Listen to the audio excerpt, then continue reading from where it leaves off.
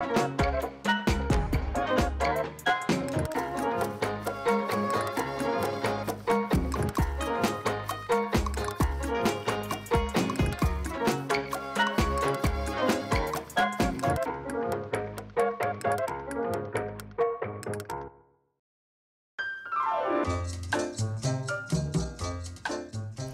nata in una famiglia di gusti, di pastori.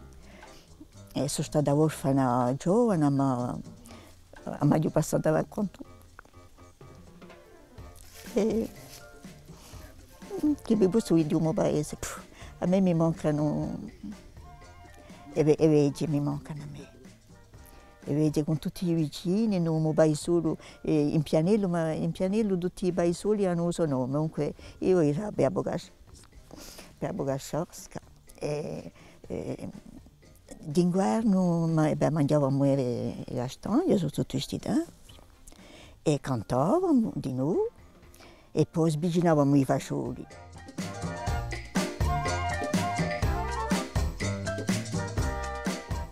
Quella diamo gioventù assai, Sono andata a scuola, io ho iniziato a 5 anni a scuola, non sapeva né leggere né scrivere, non sapeva mica, soprattutto non sapeva mica parlare francese. A 5 anni io francese non ne conoscevo neanche una parola. E a scuola mi piaceva assai, perché c'erano le poesie, c'era assai a fare a imparare, a contare, poi mi piaceva a ricreazione con tutti i yogi che noi facevamo all'epoca, voilà, di noi. Questo, e poi c'era in casa tutto come sul gruppo che era stretto, che si tenia, ma c'era un'ambianza e qualcosa che mi manca assai oggi. Voilà.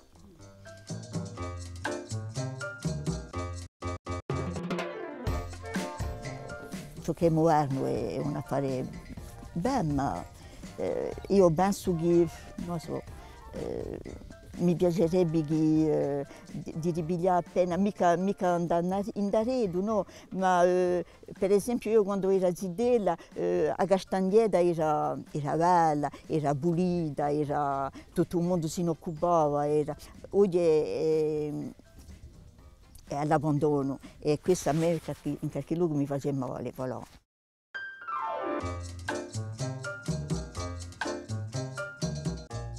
Non so mica troppo, penso che i giovani hanno quantunque da continuare, può essere meglio, non so mica, ma cioè che li biglino a suo destino umano, voilà, è questo che è un mondo, che li biglino il suo destino umano e se li già vogliono non è mica ragione che non ci sono mica, voilà.